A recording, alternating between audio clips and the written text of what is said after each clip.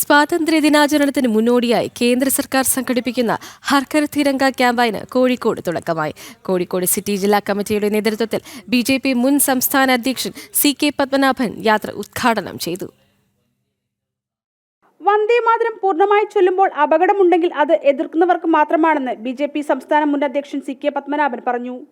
കേളപ്പജി സ്ക്വയറിൽ നിന്നും ആരംഭിച്ച തിരംഗ യാത്ര ഉദ്ഘാടനം ചെയ്ത് സംസാരിക്കുകയായിരുന്നു അദ്ദേഹം.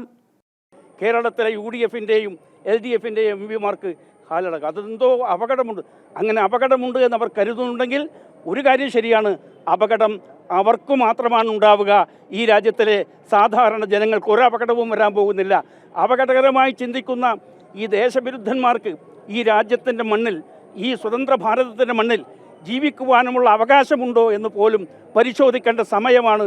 വന്ദേമാതരത്തെ എതിർക്കുന്നവർ കേരളം ദേശീയ താൽപര്യത്തിന് എതിരാണെന്ന പ്രതീതിയാണ് ഉണ്ടാക്കുന്നത്. ഹർ ഘർ തിരംഗ ക്യാമ്പയിനിലൂടെ ദേശീയ പതാകയുടെ കീഴിൽ ഏവരെയും ഒരുമിപ്പിക്കുന്ന യജ്ഞമാണ് നടത്തുന്നതെന്നും അദ്ദേഹം വ്യക്തമാക്കി.